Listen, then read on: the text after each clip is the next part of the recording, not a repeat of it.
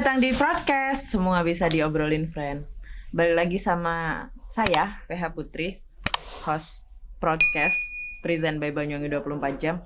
Kali ini kita akan ngobrol sama Ketua Koordinator PKH Banyuwangi, Mas Mansur. Siap. Selamat datang di podcast. Selamat datang juga, Terima kasih, Mbak. Iya. Ini kita bakalan ngomongin soal spesifik bansos tapi PKH. PKH. Kalau merunut dari asalnya, skema bansos itu seperti apa, Mas? Jadi sebelum kita lebih lanjut bahas tentang PKH, jadi langkah lebih baiknya kita perlu tahu dulu macam-macam ragam bantuan sosial yang ada di Indonesia ini. Jadi kalau di pusat itu ada bantuan PKH, program keluarga harapan, terus ada lagi bantuan BPNT, bantuan pangan non tunai, ada lagi BST. Kalau di provinsi itu ada JPS, jaring pengaman sosial, ada PKH Plus, programnya Bu Gubernur, ada juga Jambi Matra, terus di daerah di Banyuwangi ini, di kabupaten juga ada PLTDD, ada Rantakasi dan sebagainya.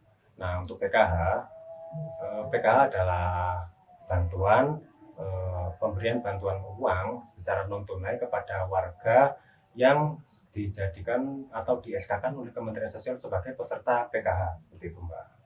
Di SK-kan oleh Kementerian Sosial secara langsung. Jadi proses data penerima itu diperolehnya dari mana?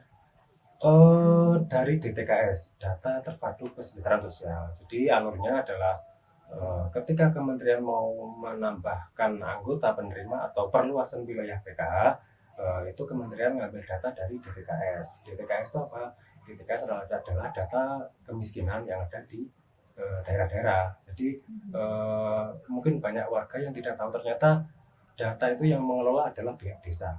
Jadi data DTKS itu yang mengelola pihak desa. Jadi ketika ada menurut desa itu ada warga yang tidak layak dapat bantuan atau yang ada warga yang tidak mampu tapi tidak tersentuh bantuan, itu sebenarnya bisa diusulkan melalui mekanisme Musdes. Di mekanisme Musdes itu bisa ketika bisa mengusulkan dan bisa mencoret seperti itu. Nah, maksud saya ketika bantuan itu sudah terupdate, maka ketika Kemensos itu melakukan perluasan wilayah, menyedot data dari update data yang dilakukan desa-desa se-Indonesia itu akan lebih tepat sasaran lagi seperti itu, Pak. Berarti memang otoritasnya ada di desa juga untuk mengelola data tersebut ya.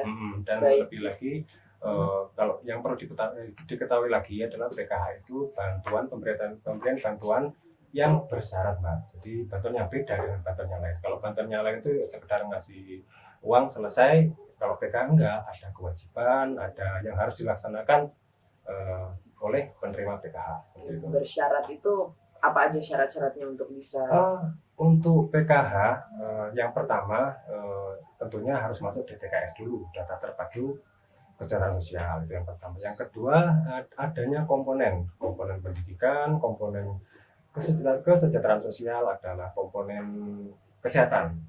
Nah, ketika dalam satu keluarga yang masuk DTKS ini ada salah satu dari 3 hal ini, misalkan komponen kesehatan mempunyai anak balita atau mempunyai ibu hamil misalkan, itu bisa memenuhi syarat untuk masuk di PKH seperti itu. Kemudian PKH ini kalau kita ngomongin tujuan besarnya secara jangka pendek dan jangka panjang seperti apa? Kalau jangka pendeknya intinya kita PKH hadir untuk mengurangi beban keluarga. Misalkan keluarga tidak mampu, dengan kadang-kadang untuk makan saja masih susah, buru-buru mikirkan untuk sanggup anak sekolahnya seperti itu. Nah, dengan hadirnya PKH ini minimal keluarga lebih bisa membantu kekurangan-kekurangan yang ada di keluarga. Jadi PKH hadir bukan untuk memenuhi kebutuhan, tapi sedikit mengurangi. Kenapa kok mengurangi? Karena kalau misalkan kita memenuhi semuanya, itu efeknya seperti narkoba kayaknya. Ketika kita jadi adiksi bagi masyarakat. Ini malah nggak mau kerja, nungguin PKH turun. Nah, PKH hadir itu sekedar untuk memberi stimulus agar dia bisa berangkat, bisa bekerja, dan untuk kebutuhan rumah tangga sudah tercukupi seperti itu. Tadi kan kalau kita balik ke perihal syarat, itu kan ada macam-macam, dia bisa ada kategori-kategorinya ya, Mas? Ya. yang anaknya sekolah bisa SD atau dan seterusnya, itu berarti nanti outputnya adalah bantuan yang diterima juga berbeda. Iya betul. Jadi ada beda-beda. Jadi sama-sama peserta PKH itu bantuannya tidak sama variatif. Yang punya anak sekolah SD itu dapatnya sekian. Kalau di total selama setahun itu dapatnya 900.000 untuk SD. Nah, karena PKH itu cairnya 3 bulan sekali atau setahun 4 kali, maka yang didapatkan setiap 3 bulan sekali adalah 225. Nanti terus ada lagi untuk balita, itu beda lagi, tambah banyak lagi Mbak.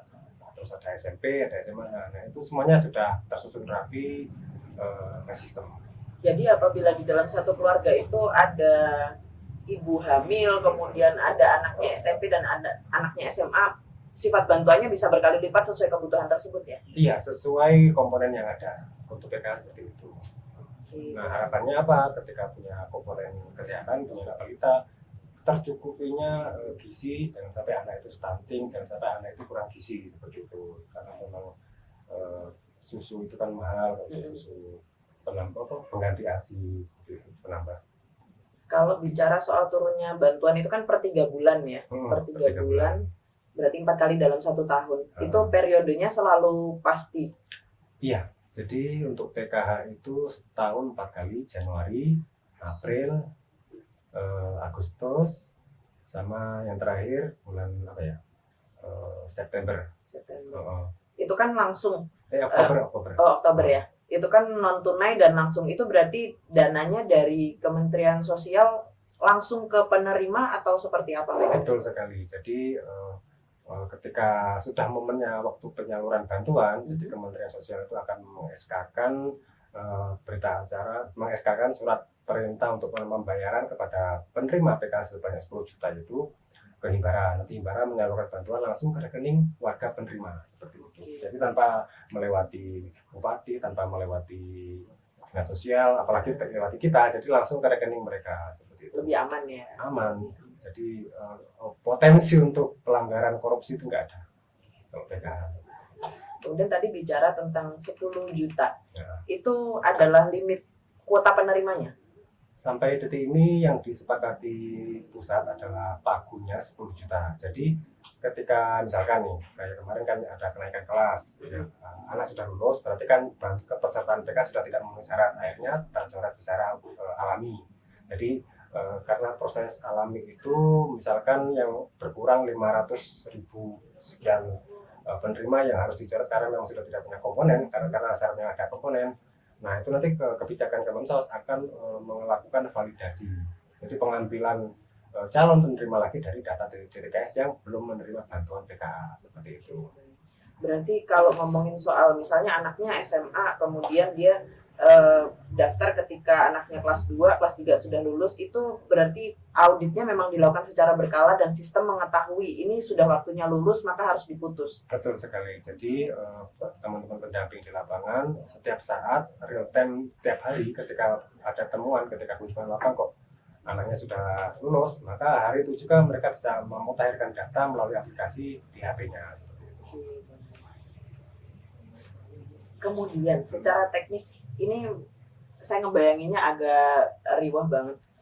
Itu ada untuk proses memastikan bahwasannya dana itu sampai dikawal dengan baik, itu ada pihak-pihak yang memang diterjunkan di lapangan untuk mendampingi, melakukan cross check atau bagaimana? Karena kalau ngomongin dana itu dikucurkan langsung, kalau secara tujuan itu adalah yang kurang mampu dan seterusnya, kalau kita melihat demografi masyarakat kita yang kurang mampu itu tidak melek teknologi yang seperti itu ya. Kemudian kalau disalurkan secara langsung lewat rekening, apakah semuanya punya rekening yang seperti itu, kayak gimana Mas? Jadi ketika ada calon penerima PKH gitu Mbak ya, calon penerima kita validasi, kita cek lapangan apakah punya komponen, apakah punya anak sekolah atau tidak, apakah punya anak balita atau tidak.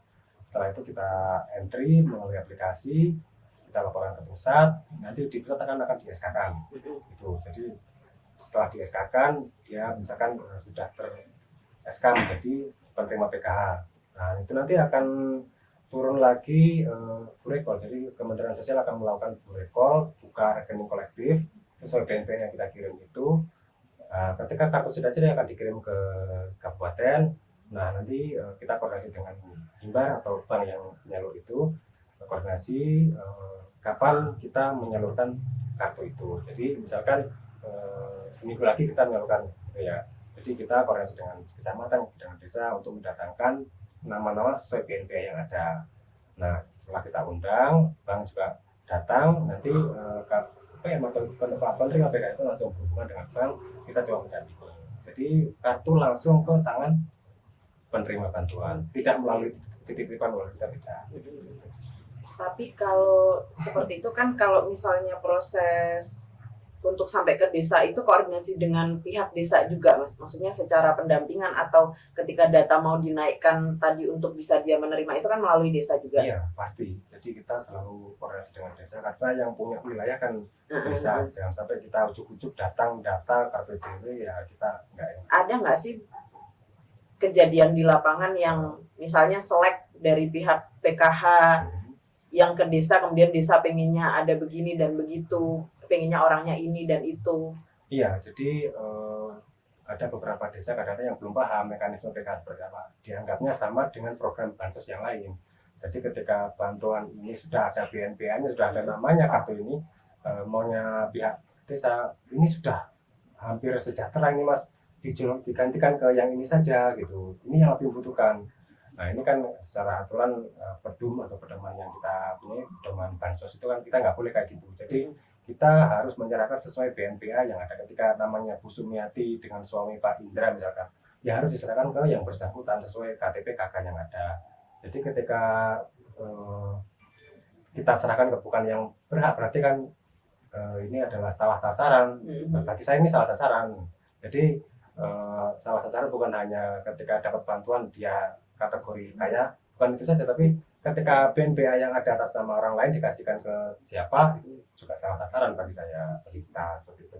Nah, perihal persepsi berhak menerima dan tidak itu tadi, karena kriterianya kan memang ada banyak banget. Jadi secara fungsi pendamping yang ada di lapangan itu juga adalah untuk mensosialisasikan bahwasanya yang menerima itu adalah berdasarkan kriteria ini dan ini sampai seterusnya gitu. Sejauh ini gini Mbak, terkait itu kewenangannya lebih kepada desa. Jadi kita berpedoman ketika orang itu masuk data kemiskinan, kita menganggap dia memang layak dapat bantuan karena memang tidak dimutahirkan oleh yang berwenang seperti pihak desa. Jadi kalau memang kan misalkan data calon tadi sudah turun ya, calon penerima turun, kita koordinasi dengan desa dulu, Pak ini nama-nama calon penerima PKH. Ini menurut sahabat yang tidak layak mana, yang layak mana, kita koordinasi dulu. Oh, berarti dikoordinasikan dulu untuk difiltrasi lagi. Biar tidak ada salah paham antara nanti, karena memang sering ketika ada bantuan ini yang jadi bulan-bulan adalah pihak desa. Jadi Pak kok yang dapat bantuan ini apa gara-gara ini dekat dengan pihak. Nah itu. Nah untuk menjaga hal kayak gitu kita koordinasi yang bagus lah, biar tidak ada yang dirugikan seperti itu Pak. Yang sering jadi bulan-bulanan pendampingnya ya. Pendamping dan pihak desanya. Iya, desanya juga. Komplain banyak warga seperti itu. Kemudian program PKH ini sebenarnya adanya sejak dari kapan sih Mas? Sejak 2007 sudah ada PKH. Sejak 2007 udah ada ya. Karena kemarin kan kita sempat nge-spill di ID-nya Banyuwangi 24 Jam untuk teman-teman yang mau nanya-nanya. Jadi memang banyak banget yang berkeluh kesah kaitannya dengan menerima bantuan itu dan bertepatan dengan pandemi ini gitu. Dari Dwi Maulidia Savitri. Untuk penerima PKH yang sudah meninggal tapi masih ada anaknya yang sekolah masih dapat. Iya, jadi kalau di PKH memang di pedumnya, pedoman umum PKH itu sudah jelas. Di situ ada salah satunya ketika case-nya atau kasusnya adalah penerima bantuan itu meninggal, itu anaknya masih sekolah, itu masih bisa dapat bantuan. Jadi nanti mekanismenya kartu akan diblokir oleh bank, kita nanti melapor ke Kemensos untuk penggantian kepengurusan. Jadi nama rekening akan digantikan ke anaknya. Nanti oleh Kemensos akan dicetakkan rekening atas nama anaknya atau yang menggantikan atau walinya siapa terserah.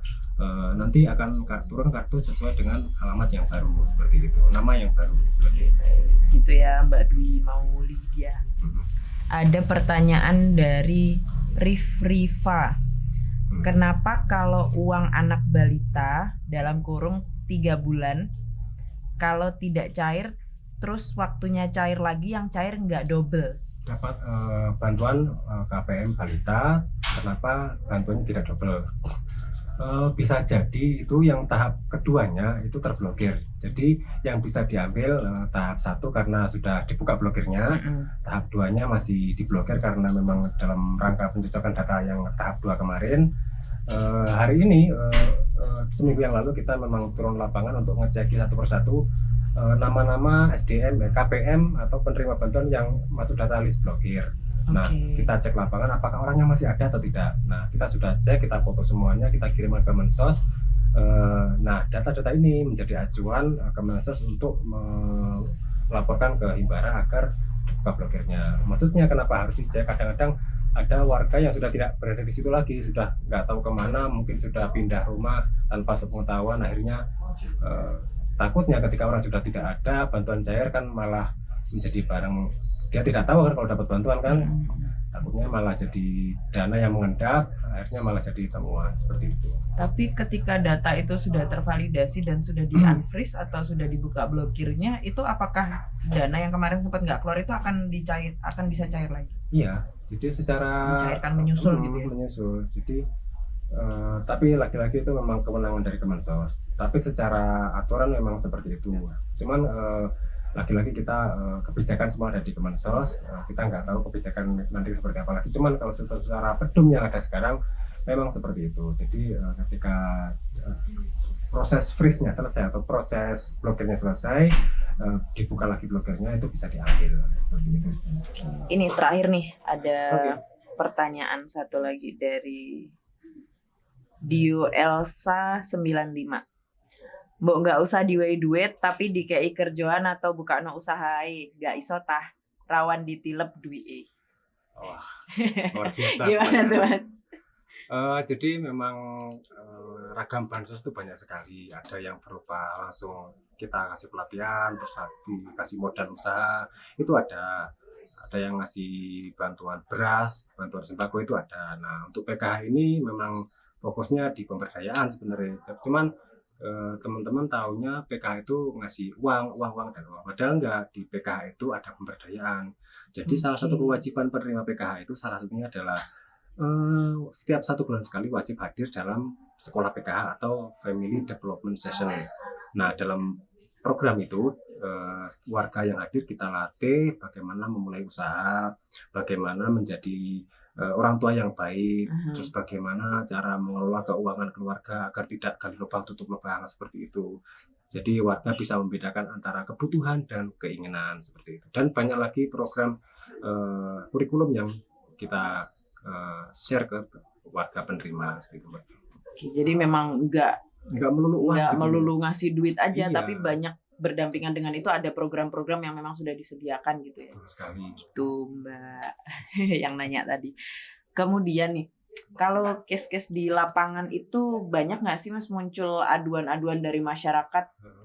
Karena dari beberapa banyak pertanyaan tadi mewakili teman-teman, kok nggak merata, yang ini dapat kayak gini berumahnya, kayak gini harusnya dia nggak dapat, ini miskin banget tapi nggak dapat, yang kayak gitu. Itu banyak nggak laporan yang masuk? Ada, hampir setiap hari kita di kabupaten, di kantor itu ada LSM, teman LSM, ada warga yang tidak dapat bantuan, wadul ke sana juga ada, banyak. Nah, terkait dengan ini, seperti yang saya sampaikan tadi, Kementerian Sosial mengeluarkan aplikasi Cek Bansos itu. Nah, harapannya dengan aplikasi itu, warga-warga yang tidak tercover bantuan bisa terlapor melalui aplikasi itu, sehingga bantuan lebih merata dan bisa diawasi bersama, karena akan tampil ketika kita sudah menjadi punya akun di situ, melalui ini kita, tetangga kita sekitar kita tahu, oh yang terima bantuan di tetanggaku ternyata nama-nama ini. Kalau memang menurut kita orang itu tidak layak dapat bantuan karena mungkin simpanannya di belakang dia punya sawah 1 hektar atau punya mobil dan sebagainya, kan petugas kadang-kadang nggak tahu kalau punya sawah kan ya. Oh iya. Nah, itu tetangga atau kita semua bisa laporkan. Bantu validasi ya. Kemudian nih Mas, ada tadi tuh yang nanya soal dapatnya katanya sekian, tapi kok ketika diambil adanya cuma sekian. Jadi itu kenapa? Nah, ini yang sering salah paham bagi ibu para penerima bantuan. Kadang misalkan bantuannya 500.000, Jadi memang ketika bantuan sudah turun, Hmm. SP2D atau surat perintah membayarnya sudah turun, kita pegang itu ya. Nah, teman-teman di lapangan langsung sosialisasi ke warga, Bu, sampai bantuan sudah turun, monggo silakan diambil di ATM terdekat. Nah, dapat berapa Mas? Dapat 500.000 sampai Bu, monggo dicek. Nah, ketika diambil di agen misalkan, nah di agen itu kan ada adminnya, admin resmi, Oke. terpotong secara otomatis ketika gesek cek saldo, terus pengambilan itu kan ada admin resmi. Jadi harusnya bisa ngambil full 500.000 karena terpotong admin, jadinya yang bisa diambil bisa misalkan 450.000. Jadi anggapannya yang 500.000 ini itu diambil oleh petugas. Nah, petugasnya siapa? Pendamping PKH. Biasanya seperti itu. Oh, yang begitu-begitu. Padahal itu masih tersimpan rapi di saldo. Nah, harapan saya ketika ada hal-hal yang semacam ini yang mencurigakan, silakan saja cek di Bank BTN, print rekening koran. Nah, di situ Oke. kita akan ketemu aliran dana yang masuk ke mana saja, diambil di mana saja akan ketemu seperti itu. Agar tidak ada fitnah di antara kita. Iya, biar nggak suzon ya. Gitu. Jadi memang ketika karena dana itu kan sifatnya juga langsung dari dinas sosial langsung kepada yang Jadi bersangkutan. nggak benar kalau detail dari mana, mau kartu dia pegang sendiri. Iya, dan dikucurkan secara langsung. Tapi memang kalau sifatnya untuk pengambilan dan administrasi secara mekanisme memang dibebankannya kepada penerima itu ya untuk urusan administrasi. Iya. Tuh. Nanti kalau kesulitan dicek aja di rekening koran untuk memastikannya gitu. Kemudian kalau ini Mas Mansyur udah berapa lama nih kalau ngomongin soal jadi ketua koordinator PKH ini? Kalau berkecimpung di PKH saya sejak 2012 sudah di PKH, Mbak. Wow. Terus menjadi 2012. koordinator mulai 2018 Januari 2018 sudah menjadi koordinator PKH di kabupaten. Oke. Jadi sebagai ketua koordinator apa sih Mas keluh kesahnya? Itu Saman kan di kantor juga dan ngecek ke lapangan juga kan? Iya. Kalau kesannya itu ketika dapat laporan aduan dari masyarakat, bantuannya tidak cair. Mas, saya butuh banget, anak saya mau sekolah, butuh tas dan kawan-kawan. Mungkin terkendala data yang tidak valid tadi ini yang membuat kita ya nggak enak sendiri, kasihan seperti itu. Itu lebih ke situ sebenarnya. Terus ada lagi aduan dari teman-teman media, teman LSM yang kadang-kadang tidak membawa data, ujuk-ujuk ke sana terus langsung menyalahkan kita. Tapi ternyata setelah kita jelaskan, oh gitu toh Mas. Setelah kita ngajak ngopi ternyata diskusi bersama, oh ternyata PKH gitu, tak pikir sama dengan bantuan yang seperti yang dulu-dulu gitu. Sering-sering Salah paham diajak saja. kopi aja berarti Mas. Jadi ya hikmah dari ngopi bersama ya. Nah itu gitu. ya. Oke, baik. Kalau untuk senangnya ketika bantuan sudah turun, dilapori ibu-ibu KPM, Mas, alhamdulillah anak saya sudah bisa dapat tas baru, sepatu baru, luar biasa senang. Terus yang selanjutnya adalah doa-doa mereka yang kita bantu itu luar biasa, Mbak. Kalau dari segi gaji mungkin kita nggak seberapa, tapi secara nggak langsung rezeki dari yang lainnya tidak berkat doa ya, para yang kita mereka yang kita bantu untuk ini gitu, luar biasa. Oke. Kemudian nih pesan-pesan dari Mas Mansyur buat teman-teman di luar sana, baik yang sedang rajin memantau nih PKH tepat sasaran atau tidak, atau bagi penerimanya, apa yang ingin disampaikan buat teman-teman? Yang pertama, PKH itu adalah program, saya kira program yang besar sekali, luar biasa besar. Kita kita sangat pengen sekali proyek PKH ini dijaga, diawasi segenap lapisan masyarakat. Jadi ketika ada aduan, ketika ada pelanggaran, kalau yang melanggar itu adalah pendamping PKH, monggo silakan lapor saja ke kita, ke saya. Kalau misalkan ada oknum selain PKH, monggo silakan koordinasi dengan teman-teman pendamping, nanti akan terusan ke kita tentunya, nanti akan kita tidak lanjuti seperti itu. Jangan sampai kejadian di luar-luaran sana terjadi di Kabupaten Banyuwangi. Saya sangat berharap itu jangan sampai terjadi. Makanya kita intent setiap sampai tanggal 24 besok kita tur ke 25 kecamatan untuk sosialisasi ini seperti itu. Baik, cukup ya. Oke, teman-teman, terima kasih banyak. Apabila ada barangkali yang masih pengen ditanyain, bisa ditanyain di kolom komentar. Nanti dijawabin sama adminnya. Saya PH Putri pamit undur diri. Terima kasih.